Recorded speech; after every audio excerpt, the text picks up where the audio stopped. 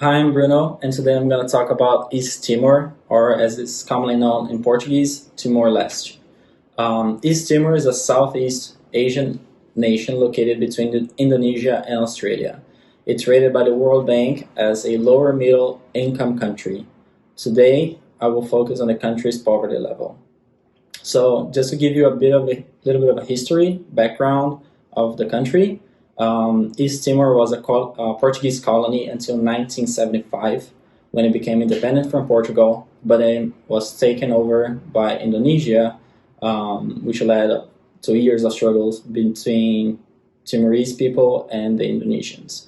The struggle ended in 2002 when East Timor became fully independent from Indonesia.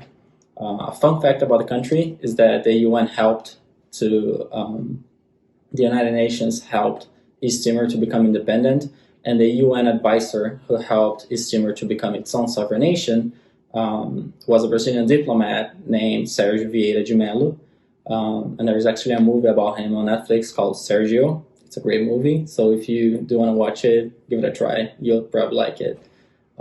So back to the economic issue.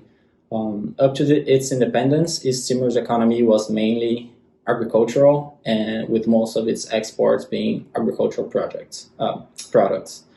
After its independence, however, the country has been working on various economic and social fronts for improvement, and one of them is having a higher GDP per capita. And the main change in the economy since they became independent, it's an increase in the dependence on the oil industry, which became the most important source of exports in the country, according to the UN.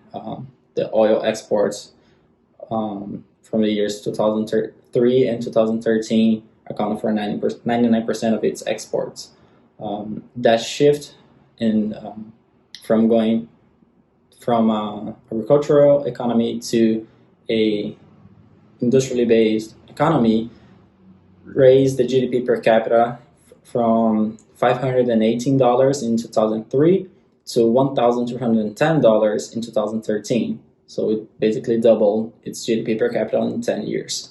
But since then, the country has been seeing a decline in its oil industry, which has led to a worsening of the living standards in the country. Even with economic growth, the country still has almost of its 1.3 million people living below the national poverty line, with 46% of its population living at or below the $1.90 a day threshold. The government understands that in order to further economic growth, investments in human capital are necessary. Knowing this, the country's government has been working on social programs to help boost the living standards of the population, and has also been working to raise literacy and education in order to further human capital growth. Some of these programs provide vulnerable citizens, such as kids and pregnant women, with some safety nets that will help them improve their living standards.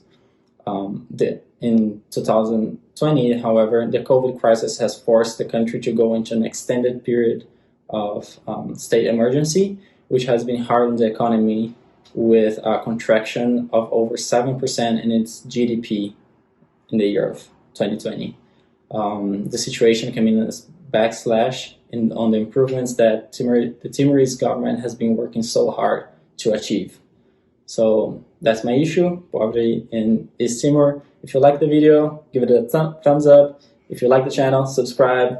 Thank you. Have a great day.